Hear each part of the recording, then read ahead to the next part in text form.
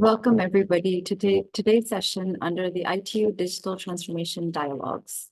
My name is Maitani Menon from the ITU, and I'm happy to serve as your Master of Ceremony for today's webinar. Before we begin, I would like to take a moment to discuss this webinar's format. Today's session is a part of the larger ITU series known as the Digital Transformation Dialogues. In its new form, the Digital Transformation Dialogues will bring experts from a range of industries and specialities together for various sessions such as this one. Today's webinar is co-organized by the ITU, WMO, and UN Water. This session will discuss how digital water technologies empower cities to monitor water usage in real time, identify leaks and inefficiencies, and optimize resource allocation with unparalleled precision. But we will also have various other events about which you will hear about towards the end of this session. Our ITU colleagues will provide a link to this in the chat. Before I introduce our moderator and speaker, I'd like to highlight a few logistical items. First of all questions from the audience will be taken during the Q&A session after the presentations. If you have any questions, please type them in the Q&A section of Zoom. Thank you very much for your time and attendance. I will now hand the floor to the Director of the Telecommunications Standardization Bureau, Mr. Shizo Inoi-san, who will be delivering today's opening remarks. Over to you, sir. Thank you, colleagues and friends. It's my great pleasure to welcome you all to our discussion today. ITU is a member of UN Water, and on World Water Day, we reaffirm our commitment to the sustainable management of freshwater resources. Our discussions today will focus on the support required from digital technologies in areas such as AI and the Internet of Things. We will look at tech innovations helping to deliver actionable insights on patterns in water usage, where water is being wasted, and how to make the most efficient use of our precious water resources. We have an excellent set of panelists to guide our discussions. I thank you all very much for sharing your expertise with us today. Digital technologies are playing a key part in addressing challenges around water security, water scarcity, water quality, and maintenance of water infrastructure. We must take full advantage of these technologies. Demand for water continues to grow, making the need for sustainable water management more important than ever. New technologies are introducing new capability to monitor water quality and quantity, monitor and forecast water trends, and help utilities to make better informed decisions.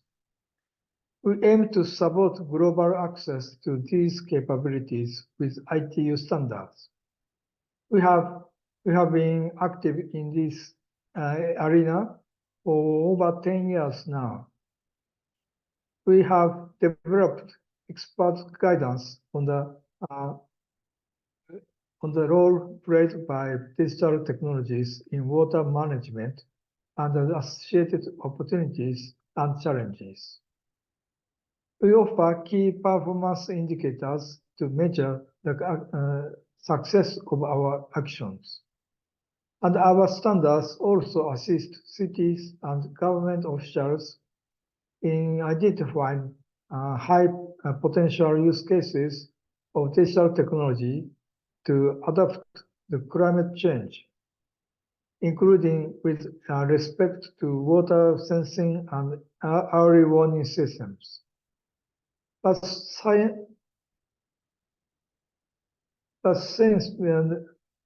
never stops.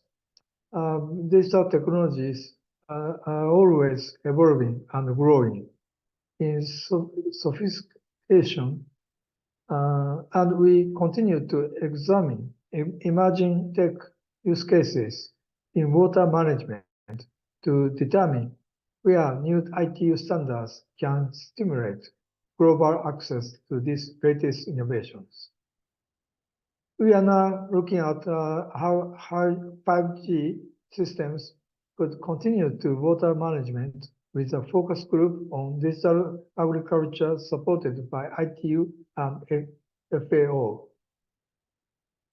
We are laying in the groundwork for new international standards to support more productive and sustainable farming.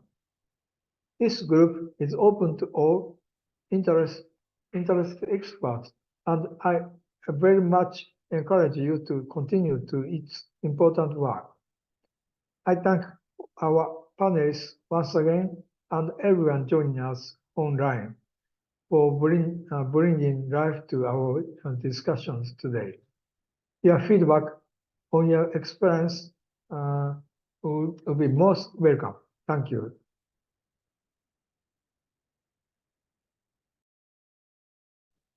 Thank you, Anhoisen, for those insightful remarks. I will now pass the floor to Dr. Stefan Uhlenbrook, who is the Director of Hydrology, Water and Cryosphere at the WMO, for his opening remarks. Over to you, sir. Thank you so much. Esteemed colleagues, panelists, participants, dear friends, it's a really pleasure speaking to you on World Water Day. Happy World Water Day, I would like to say first. And a big thank you also to ITU to also invite WMO to deliver some opening remarks here. I'm with WMO, where I'm Director of Hydrology and Water and Cryosphere, and I'm happy to do this. And the collaboration with ITU, I will come to that in a minute, is really an important one for us. Today is World Water Day, but 2 days, tomorrow is actually World Meteorological Day, and we celebrated that yesterday, and my colleagues just launched also the State of the Climate Report. Every year the State of the Climate Report is launched. And it has, again, some sobering facts. The evidence that we see in terms of global warming and in the change in the temperature and how rapidly this is changing and how impactful this is in many regards, also in the temperature, as the previous speaker was, the precipitation patterns, as the previous speaker was saying, but also the increasing temperature is impacting the cryosphere, the snow and ice, the melting of that is impacting agriculture, biodiversity, energy, heat waves, etc., etc. So it's really, these are sobering facts that we have there. And this translates into changes of the hydrological cycle. What we see is through the climate change and through other anthroponomic changes, like population pressure, urbanization, and also cryptocurrency. This is a very thirsty business, huh? And in these changes that are globally happening, that has huge implication on water resources management.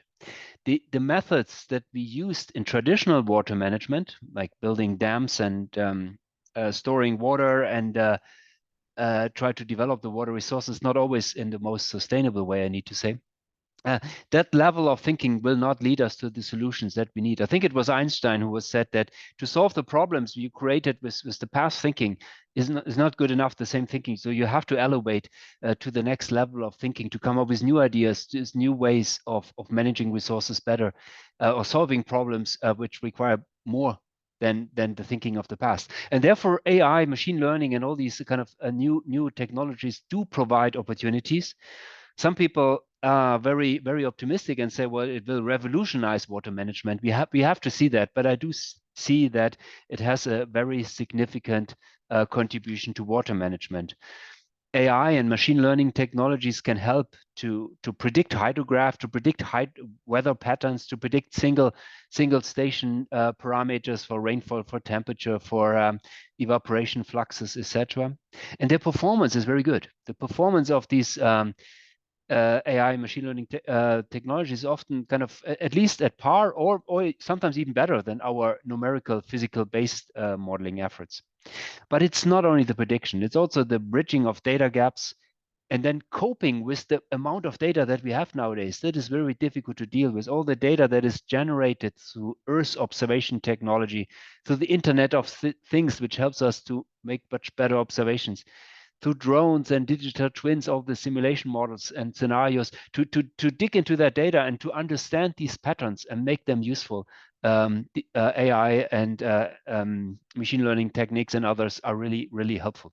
So we need them. And it's across the value chain. It's not only the predicting the weather and the discharge of the future, it's also along the value chain of combining observations with data quality control, with bridging data gaps, with interpolation and extrapolation of data in space and time, post-processing, bias correction, but also in analytical analysis of the results. So it really provides, there's a whole breadth of technology that we really need, that we want to utilize.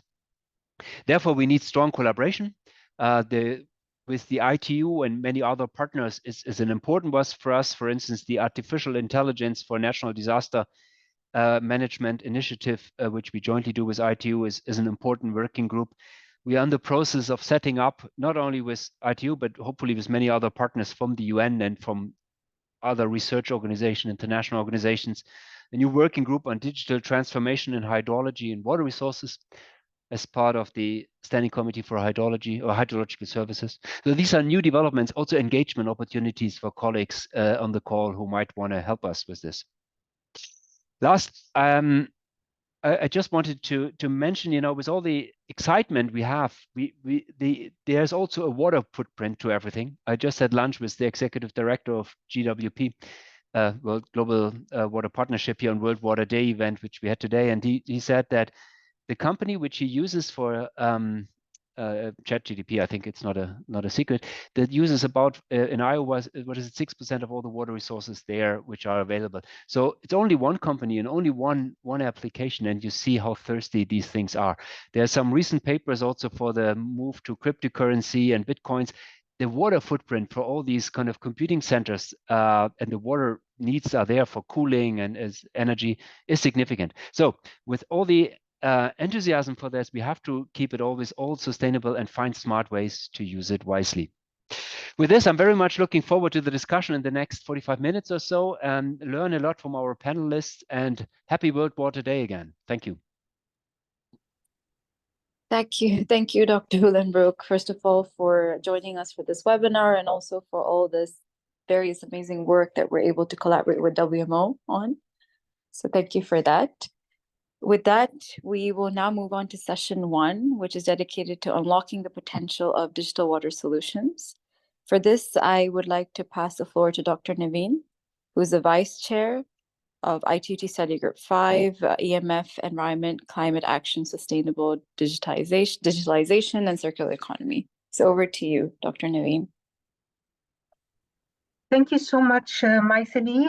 Good day, everyone. And thank you for inviting me to moderate this important session on unlocking the potential of digital water solutions.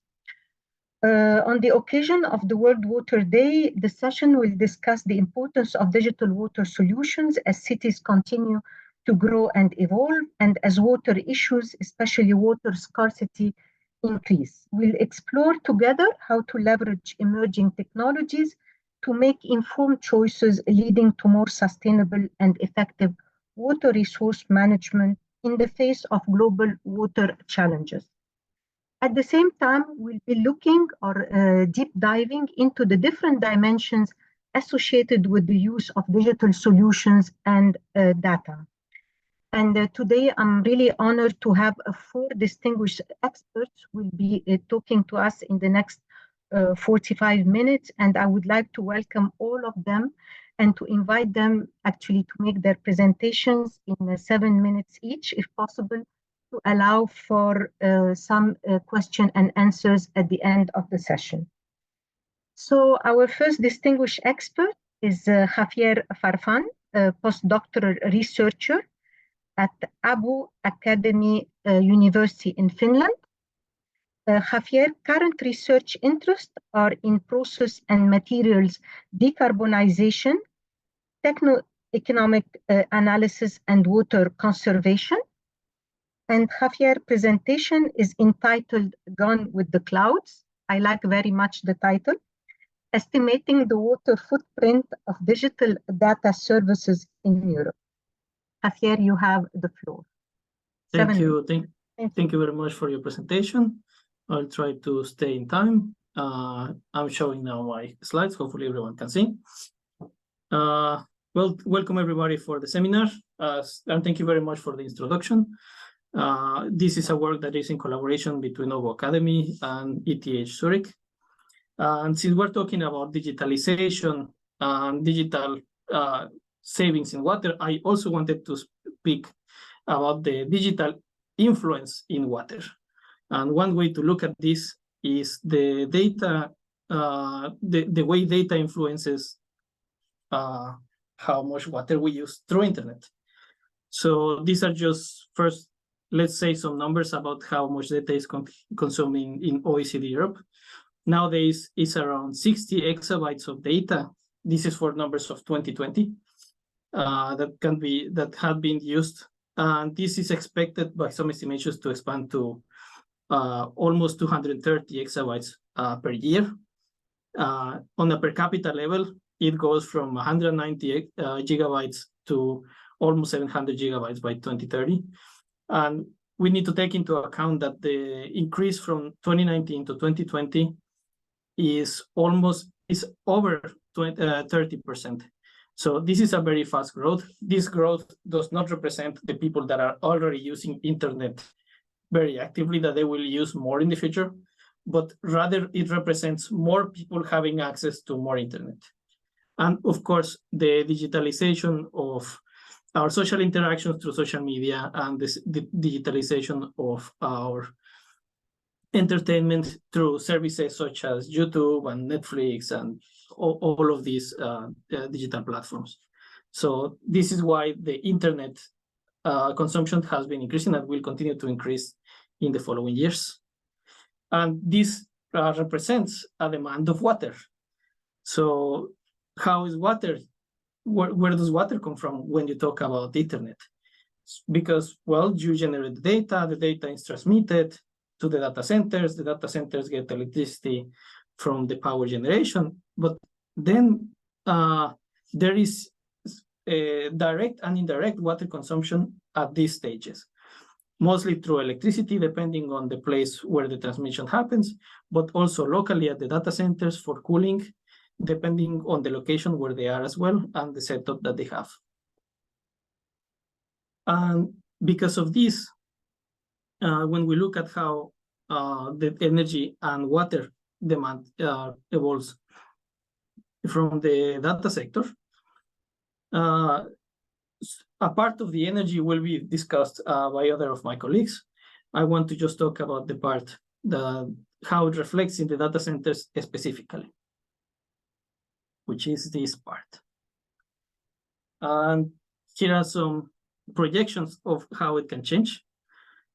We can see here that there is all countries are expecting a projected increase in the water usage, both as a total per country, but also on a per capita level. Of course, the countries that have the higher, greater populations, the greater opportunity to expand in their data usage are the ones that are expected the largest growth. But on per capita level, if funnily enough, countries with worse weather tend to use more internet. So this leads to the following quite interesting conclusion, that by charging your phone, you consume around between 3 and 130 millimeters of water every day. And this, of course, depends in your usage of the phone, your screen time, etc. But in contrast, by 2030, you can be using at least around 3 liters of water per day in your internet. So in about 5 years, 6 years from now, your phone can be using more water than the one you need to live. And that is something that has to be taken into account for the development of the data sector in the future. Thank you very much. I think we'll go for the questions at the end. Thank you very much for your attention.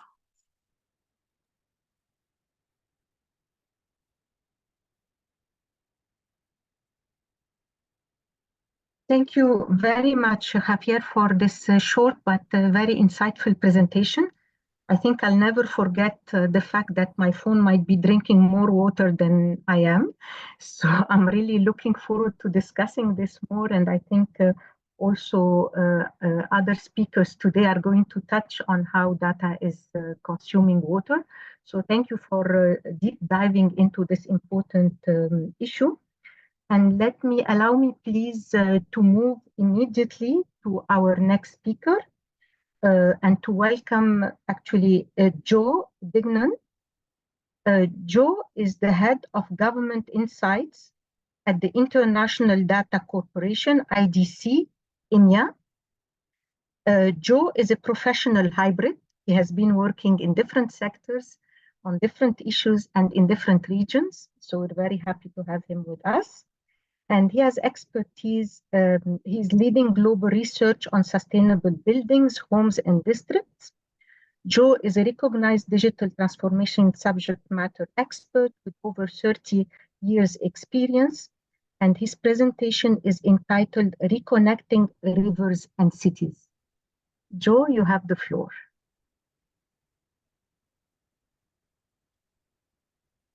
This is a very simple idea, but as usual with very simple ideas, it's very difficult to do. So I've been involved in smart cities for about 15 years now, and it's still a very challenging area. But one of the things I've noticed is the fact that we've actually, many of the biggest cities in the world, the only reason they're there is because of their river. You cannot imagine London without the Thames, or Paris without the Seine, or the river Moscow gave that city its name. They have been interlinked forever. And yet, from the 19th century onwards, we've actually divorced the way that we run the built environment from the water management. And what I would suggest is we now have an opportunity, specifically given the the new emerging technologies we have, to actually bring them back into concert. And this might be a slightly interesting thing to say, but I actually think we've concentrated on carbon for too long. And in fact, water is where most of us are going to come face to face with climate change, either too much or too little. And the timing is right, because environmental awareness is rising, heavy industry to some extent is moving out of cities. Cities are more congested, and so we're now looking for alternative means of transport. And we now have the technology to better understand and monitor and improve the biodiversity of our rivers. Moving on. Next slide. So this instrumenting the river bit, I'll get to a few examples of where this has happened before else in the world. But again, as I said, all I'm actually seeing is the fact that we now have the opportunity to use data to actually turn it into information to give us insight which allows us then to have an impact. And so you got things like chemical composition, water temperature, sediment load, flow rate, water level, etc. And I'll show you some examples in a minute of things like where digital twins have been started to be embedded and also bring in the built environment. So I've started calling this river cities. And but it isn't necessarily just about cities. It's actually about smart rivers per se. Moving on to the next one. So I work for an international data corporation. You may know us, you may not know us, but in fact, we are renowned for doing lots and lots of surveys globally and coming up with lots and lots of data points. So that's one data point on the left-hand side there, saying that 40% of large cities will have digital twins of their water resources to manage water supply, quality, resilience, and behavioral change, a very important part of this. And that's part of our IDC Futurescape for 2023. So digital twins, the last couple of years have become the new black. Everybody wants a digital twin. But what it allows us to do is to have a concentrated situation where we can actually get insight from the data and the information flowing through and allow us to monitor the situation going forward. So it makes data accessible and useful. Next slide. Well, nothing actually brings it home better than examples. And this is what actually got me interested in this in the first place. So 2015, I went to a workshop and it was about the Namama Ganges program in India. So there, the worst plastic polluting river in the world, 2,462 kilometers of river going through, I think it's 11 states, 6 major cities. It's also a goddess in Hindu religion. And they're putting $9 billion of their own money into cleaning it up. But when I looked at what they were actually doing, it was afforestation, water pollution, it was marine transport, it was all the things that we have been attempting to do within cities. And that got me thinking that why can't we actually do it in concert with the cities themselves? So instead of actually having water as something we do over here, and the built environment and cities, it's something we do over here, we could actually bring them together. And it's this new technologies that are coming through, virtual reality, 5G, edge compute, etc., that are allowing us to be able to potentially do this. So this is the mother of all river projects that are currently out there at the moment. But one that was actually a big success is the next slide. So this actually happens all over the world. So this was a river, and I can't, in all honesty, pronounce it, but Chegonyeshion in Seoul, and it was dead. It was basically used as a drain. And so they actually started looking at it and thinking, well, we've got terrible transport routes and terrible traffic going into the center of Seoul. How about if we actually turn this into something that could bring people into a sort of place and improve the aesthetics, but also improve the economy on either side of it, etc. And this was, to me, a fantastic success. So this actually started in 2015 as well. And, you know, there's the Pasig River in Manila. There's any number of these rivers. I was actually talking to somebody from the Flemish government. And the Flemish government actually paved over a lot of its rivers in the cities in Belgium, and they're now starting to open them up. In London, we have 32 hidden rivers that have been paved over. And now is the time to actually open them up and actually bring them into that sense of place. But understanding how it works and being able to instrument them alongside the city itself, because we should never divorce them in the first place. This is where it starts to become really interesting. And this last one is my favorite, because we've just written this one up. So moving to the next slide.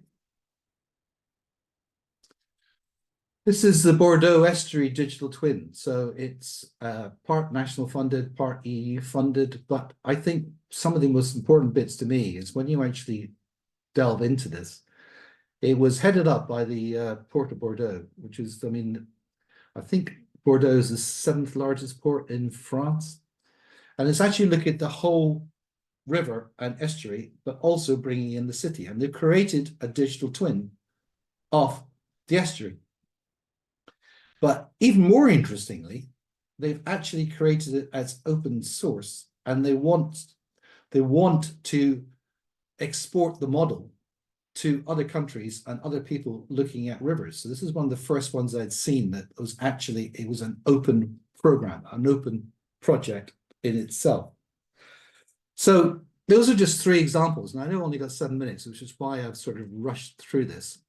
But one of the things I'm hoping is from this afternoon is if anybody knows of interesting programs around this, of this sort of nature, I would be very keen to know about it so we can actually put it into the research that we're doing around smart rivers themselves. And just to show how it's working in the market, people on this call may know about the #1 sort of premier event around smart cities is the Smart City Expo World Congress in Barcelona every year. And last year, for the first time, they actually had smart cities, built environment, and the blue economy all in the same exhibition, because they are linked and they're being seen to be linked. And the link that is linking them is the ability for us to use the new technology that is coming through to join them all up. And with that, I will stop.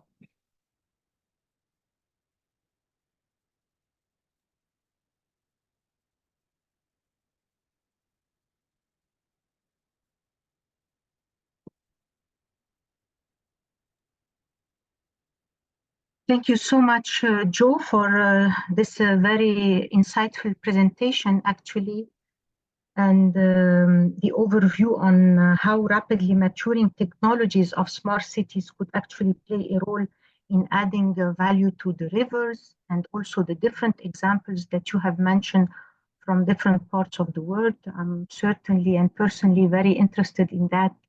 My homeland itself is actually living on the Nile River, of course, and this might be maybe in the future one of your projects.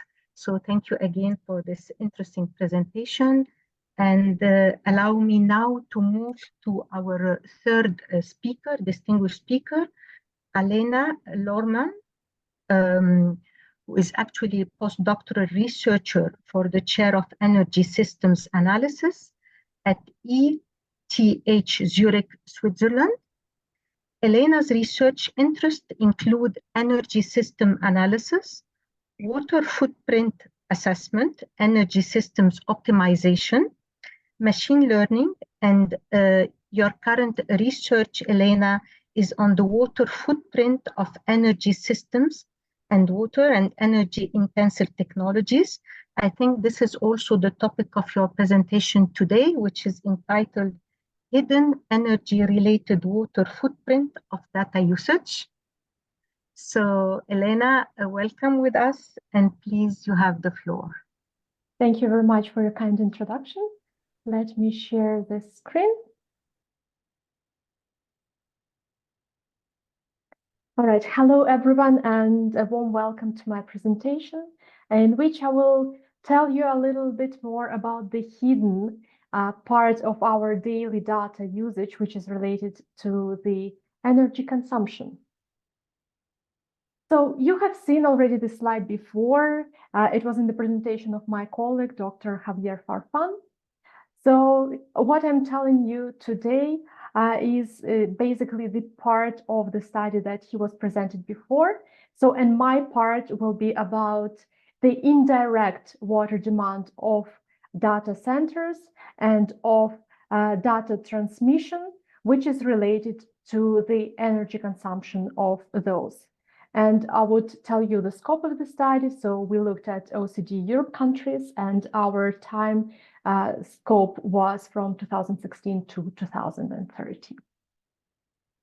But before I dive into the results of the study, I will tell you a little bit of the facts that I found in the literature on that topic. So I kind of divided them into 3 levels. So on the data user level, on the data center level, and on the energy system level. And on the data user level, what I found is the very recent study estimated an energy consumption of a single Google search, and they said that it requires about 0.3 watts hours of energy.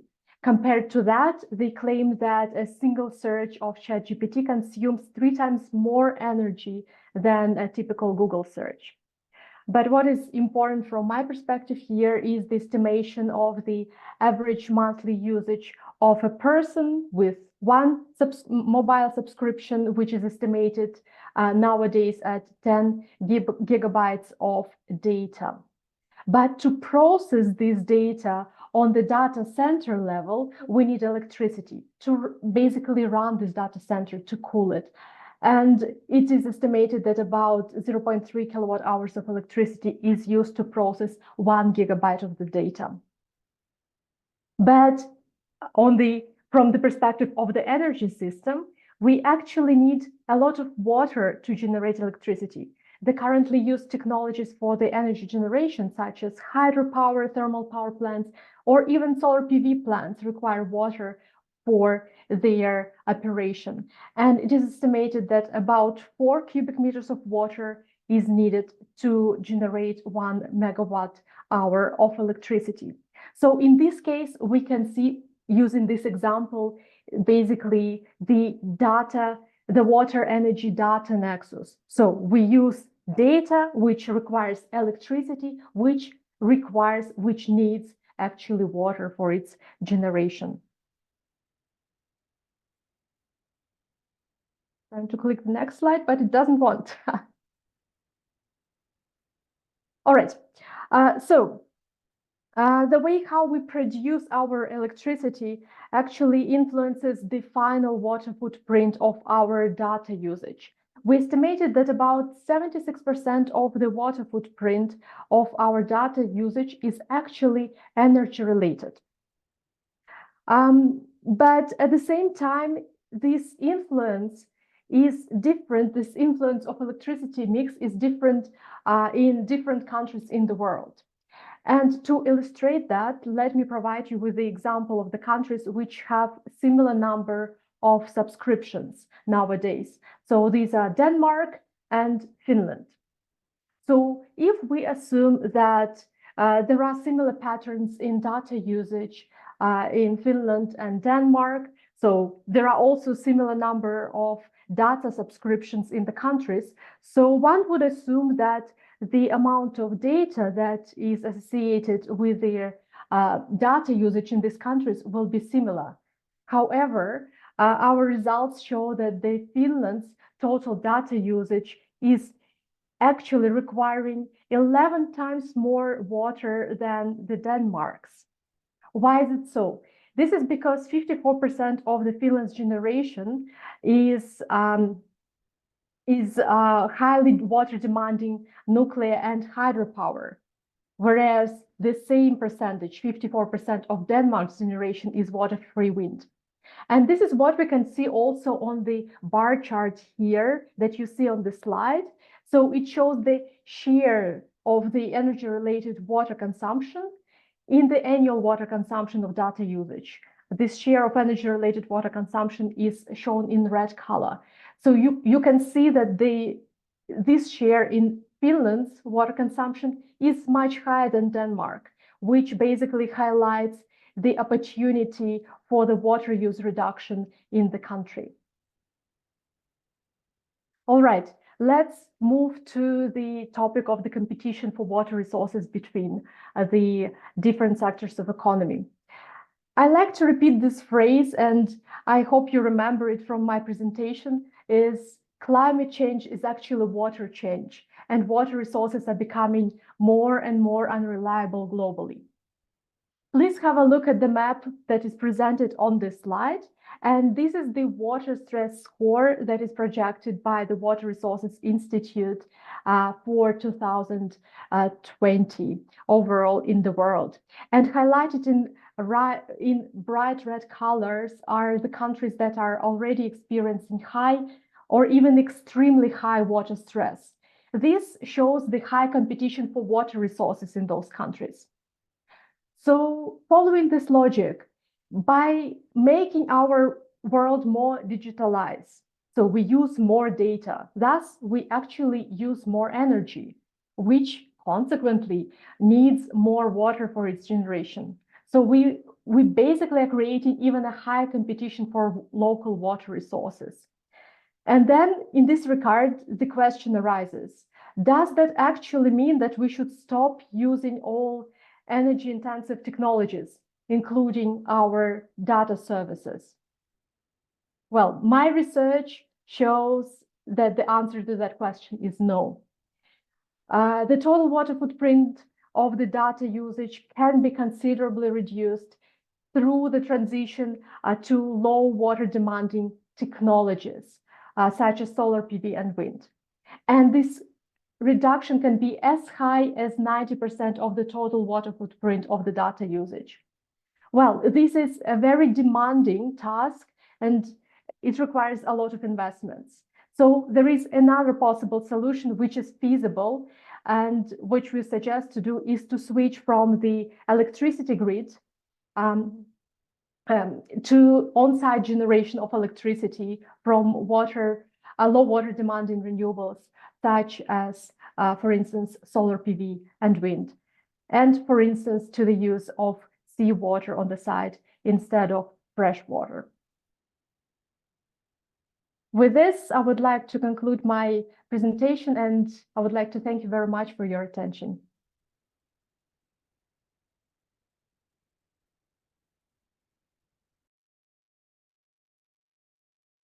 Thank you so much for this interesting presentation, Alena, which also maybe forms more of a full picture with the first presentation of Javier. And obviously, colleagues who are following us online are very interested in the water consumption of data and energy. So this is really, it's very obvious from the question that this is really a concern of attendees who are following us. There are a lot of questions about that. So I invite you and I invite all experts actually to check the questions because I don't think we'll have the time to take all of them. So once again, thank you, Alena, for the presentation. And allow me now to move to our fourth speaker, distinguished speaker, Giriraj Amarnath from Sri Lanka. Giriraj is principal researcher in water risks and at the International Water Management Institute. Giriraj, you have over 20 years experience in identifying, managing, and scaling climate resilience and adaptation projects and programs in partnership with governments, NGOs, communities, and the private sector in more than 25 countries. We're very happy to have you on board, Giriraj, and to learn more from you. So you have the floor. Thank you, moderator, for giving this opportunity, and very happy to be part of this important webinar organized by ITU, and excellent remarks, and also to the speakers who have communicated very well in terms of the digital water solutions, which is the theme of the hour. I hope I'm audible. Am I audible? Can you confirm? Yes. Yes. I hope so. Yes, thank you. Yeah, so as you can see, this is a very futuristic image I generated using artificial intelligence. I would see the world is going to go more complex when it comes to water scarcity. Being a water day, we are talking about access to data and the kind of climate change we are going to look. Digital tools are going to be more empowering communities, policy makers to make challenges not only in the what we expected, but how do we address through these digital technologies. So I would quickly go into the technologies. What we see today are really transforming the way what we understand the complexity of the water, whether it is a physical water scarcity or it is economical water scarcity, or also making sure that how communities should start accessing the water and using it carefully. So today, the technologies we have helps us to optimize the water management efficiently, which you will see some of the examples I would highlight. Importantly, the digital tools are increasingly positioning the importance of classifying and characterizing the water quality. And I think the communities, what we are here today also is to ensure that the climate shocks we could able to mitigate much better. That's where the climate resilience, where the vulnerable populations, today we talk about the initiatives of global early warning for all. Climate resilience is an important area that we need to build and observe to the climate shocks we look at. And what one important focus this digital tool is also ensuring more transparency and accountability. More and more data is publicly available, like the maps and products that have been presented by the other speakers. So we are in a very bright spot when it comes to adoption and use of digital technologies. Now, I would like to give a couple of examples in terms of how data sets are not just the important element, but also how technologies are able to bundle and coordinate and provide an harmonized information. What you see in this picture is there is an immense growth of hardwares that we are using in water utility or in water for irrigation, water for monitoring, understanding the leakage, etc. But they have been all kept in a silo with the cellular technology that has come, where we were a time where if you want to watch a YouTube, what happens is that with the cellular technology, with Edge or 2G, where you are not able to process much better. With the 5G technologies, which have come a long way, where millions of data points at a sub-seconds or a minutes of data are getting streamlined into the cloud infrastructure, which Microsoft AWS are working out, and they are able to bridge the gap between the consumers and the end user.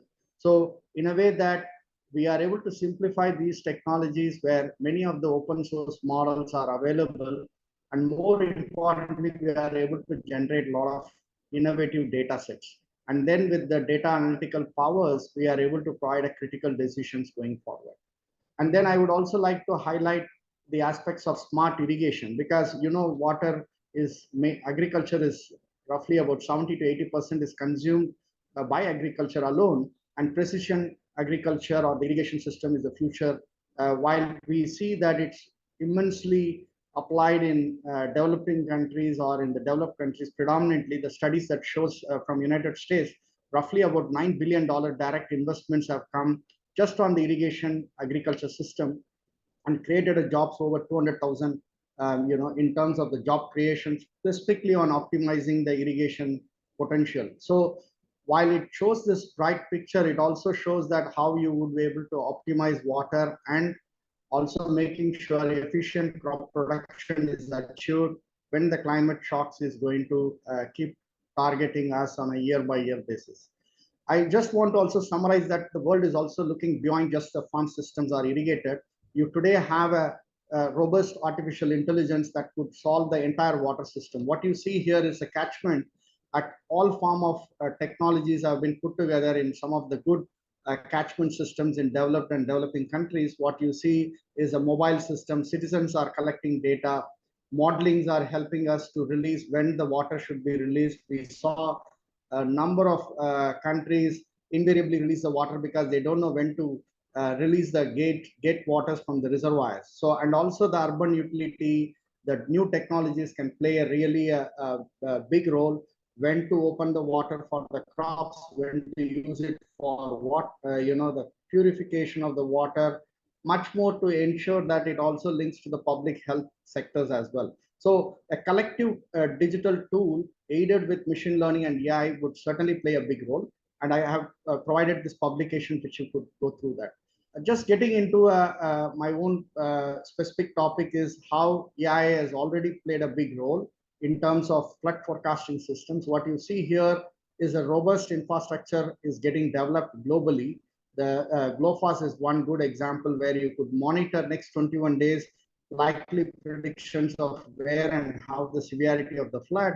You could immediately communicate to the communities and evacuate them in the safer location, prepare emergency map, use them by the FOs or by the community agencies to make sure that the communities are well protected. And there is an immense scope of private sector using this information to make sure that the risk is also transferred in the regions. What we are seeing already, it is emerging in a big way. Lastly, I would also like to highlight that the initiatives we are working on interconnecting of a various collaborating partnership from technology to data user to humanitarian organization and the community users to make sure collective action comes with embedded technologies. So here we developed a early warning, early action, and early finance instrument to make sure that the real-time monitorings of flood, embedded machine learning tools to make sure actionable data goes to the communities or to the local government in the right direction, and also making sure that the community is also engaging into this activity more and more. We have tested this in a number of countries, and please free to go through this. And I also want to summarize that the future is quite bright. What we have seen is the digital water solution alone have a market growth of over 30% as per the projection provided by the global systems. And we also see that the market size is going to grow over $150 billion just on the digital water solution. So thinking this bright spot and also forecast systems, what we need to see is how open access these informations are available, making sure that the policymakers are also adapting in many developing regions, and year to come, this becomes more sustainable in my opinion. And again, thank you. Passing on my session back to moderator.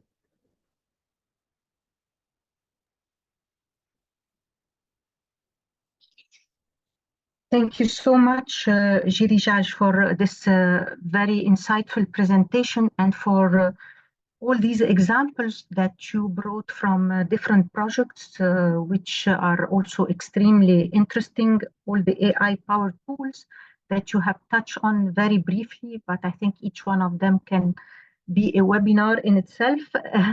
I'm also very thankful that you think that the future is bright. This is a very optimistic view, and I appreciate that very much.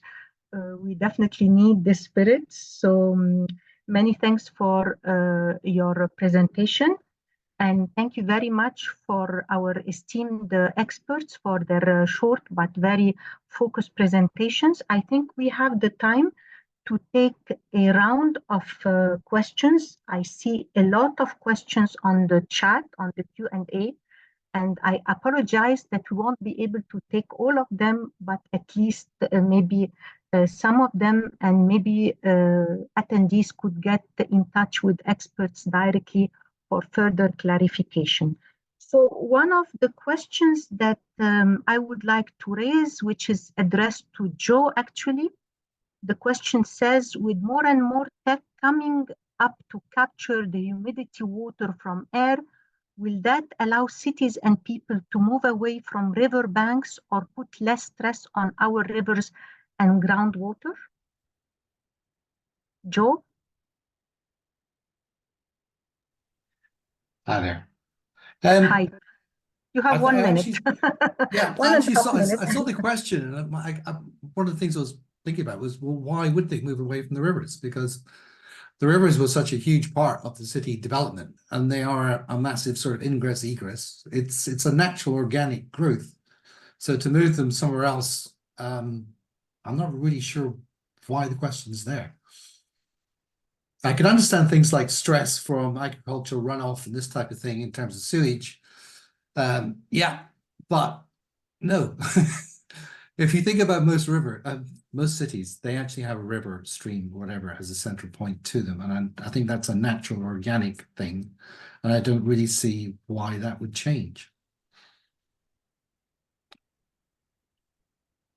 Okay.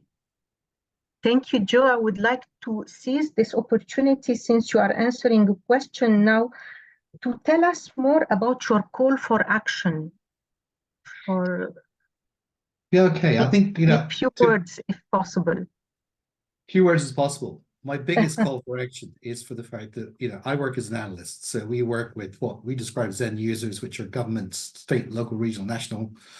And equally, we work with the vendor community, so the technology companies. And what we find is that the technology companies are as siloed as the government organizations. So to get something moving, which actually crosses across current silos, is incredibly difficult. So I mean, this is probably the wrong audience, but I mean, when I'm actually talking with the vendor communities, I'm saying, you've got a water department over here, and you've got an urban department over here, and you have a smart cities department over here. These are horizontal circumstances. So it's to look at it as a gestalt ecosystem as opposed to these very much siloed, and that's in government, but it's also in the private sector. So I would like to see the private sector change this approach. And that thing in Barcelona, I think is really interesting because 25,000 people from all over the world go to that. It was always smart cities. And then last year, it was cities, built environment, blue economy, all together in the same space. And that made a lot of sense. Thank you. Thank you so much, Joe, for your answer. I'd like to go now to Elena and Javier, actually. And I think there are a lot of questions about the consumption, the water consumption of data and the water consumption of energy, questions about what to do about that. What is the way out? We are using emerging technologies to save water, to monitor water, but at the same time, we are faced with the problem of digital solutions and data consuming water. So maybe I can give the floor to the ladies first, Elena, and then Javier, if you don't mind. Thank you. Thank you very much. Thank you very much for the question. So I think basically my presentation kind of indirectly answered this question. So I don't think that we should stop using all the data services, all the possibilities that are opening to us via AI, all the services that are emerging nowadays. But I would rather think it from the energy system perspective. So these all services require a lot of energy to run. The servers need a lot of energy to run. The data transmission requires energy. So maybe we should think it from the energy perspective. So maybe we should actually change our energy system that actually nowadays requires a lot of water. Yes.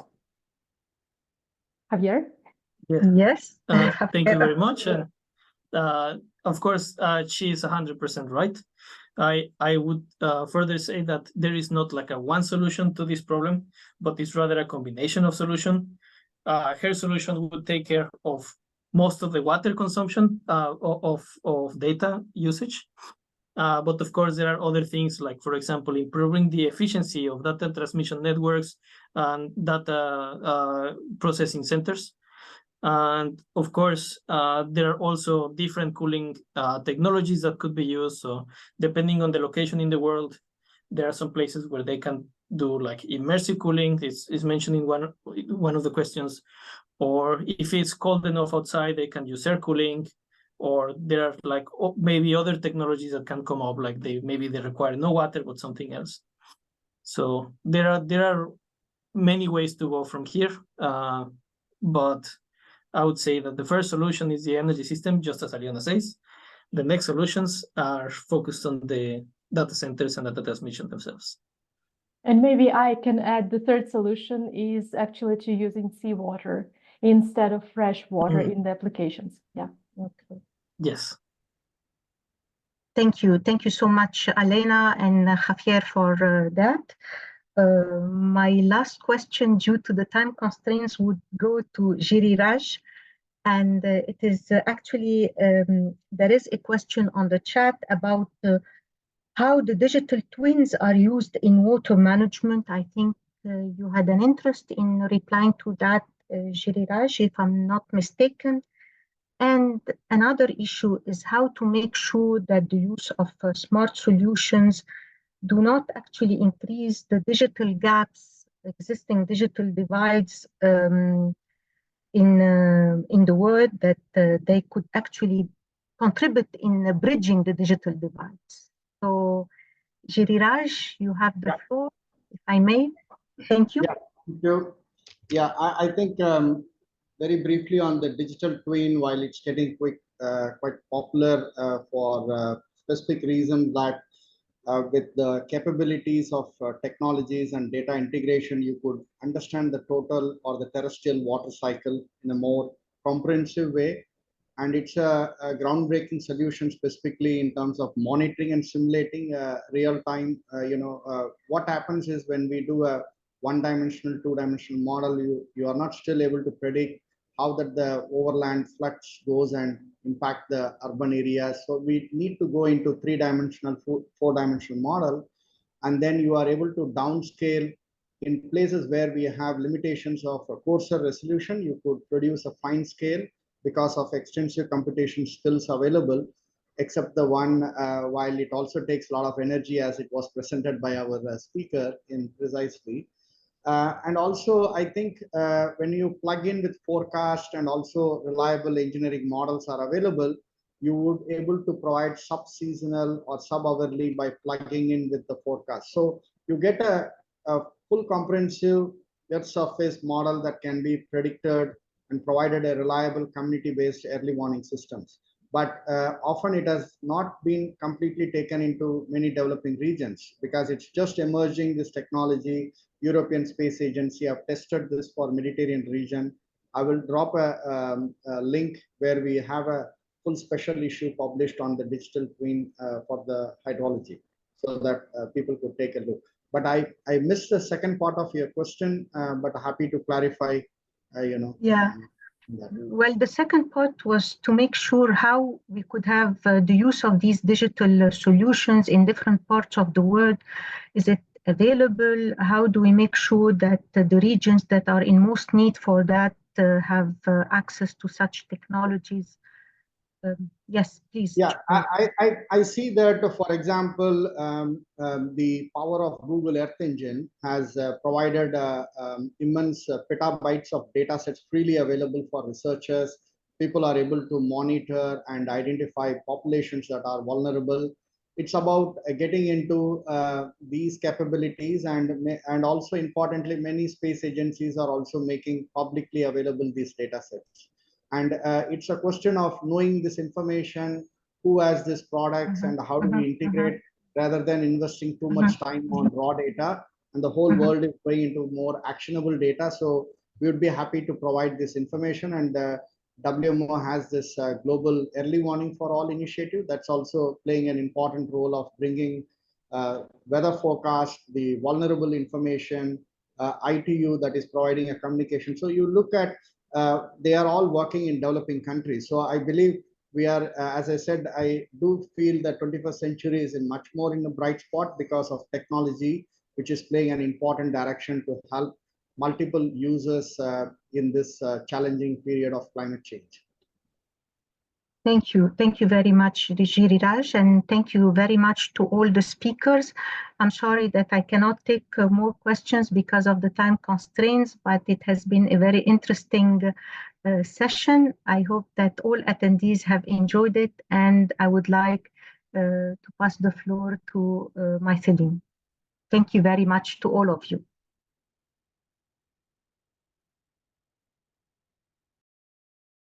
Thank you, Dr. Naveen, for taking us through the session and for the very insightful discussion as well. To wrap up today's webinar, I would like to pass the floor to Ms. Shuyong Ki to deliver the closing remarks. Ki is the Vice Chair of ITUT Study Group 5, EMF, Environment, Climate Action, Sustainable Digitalization, and Circular Economy. So over to you for the closing remarks. Thank you so much. Can you hear me, Mesli? Yes. Hello? Okay. Thank you. Very interesting discussion, and a lot of ideas and information came, but because of the interest of time, I cannot go in very detailed about the discussion, and let me quickly run to the closing. Distinguished guests, ladies and gentlemen, as we conclude today's webinar on the unleashing the power of digital water solution, exploring the flow of emerging technology, I wish to thank each one of you for your very active participation and the contributions. And our discussion have reaffirmed the pivotal role played by ITU in developing standards that not only promote environmental sustainability, but also facilitate the development of smart water management solutions. An example of important role played by water in ICT infrastructure can be found in data centers. Today, water is enabling operational reliability of the data center through its cooling abilities while minimizing energy consumption. However, to measure the impact of ICT solution on water management effectively, we need clear metrics and standard. The importance of the interoperable standard and the power of digitalization in driving innovation and efficiency in the water sector cannot be underestimated.